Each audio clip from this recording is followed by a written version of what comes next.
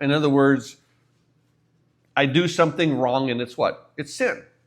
So we look at my action, that's sin, and that's kind of how we leave sin there.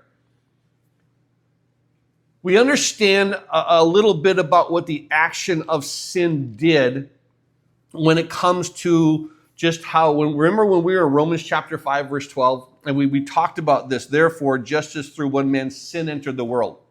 So what we see is this. In Romans chapter 5, verse 12, it talks about how the act of sin entered into the world. Through Adam, through his eating of the fruit that was commanded not to, sin entered the world. However, if you take a look at Scripture, and remember, we've talked about this before, and this is why I'm saying that, no, keep in mind, we're going into a higher spiritual level here of understanding of justification, because we know that's the act of sin.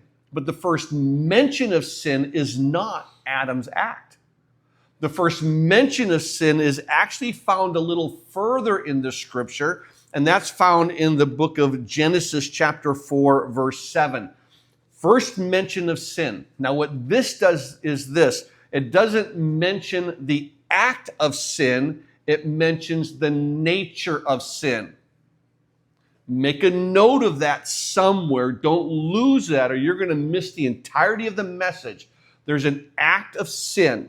The act of sin was eating the fruit, but now we see that as that sin comes into the world through Adam, he spreads it through his sin. Now we're going to see a whole nother level of what that sin is. So in Genesis chapter 4, verse 7, the very first time that the word sin is mentioned in Scripture, it says this, God speaking to Cain, and he asked Cain, why are you angry? Now keep in mind that Cain brought his offering, Abel brought his offering, Abel's was accepted, Cain's was not. Cain is now angry. Now here he says to Cain, if you do well, will you not be accepted? And if you do not do well, sin. First mention in the Bible, the first time sin is, now we know Adam did an act. That was clarified in Romans 5:12. This first mention, what God does is this. He wants you to recognize not the act of sin, but the nature of sin. And he says this, if you do well, if you do not do well, sin lies at the door and its desire is for you, but you should rule over it. Do you understand? He talks about sin as an entity.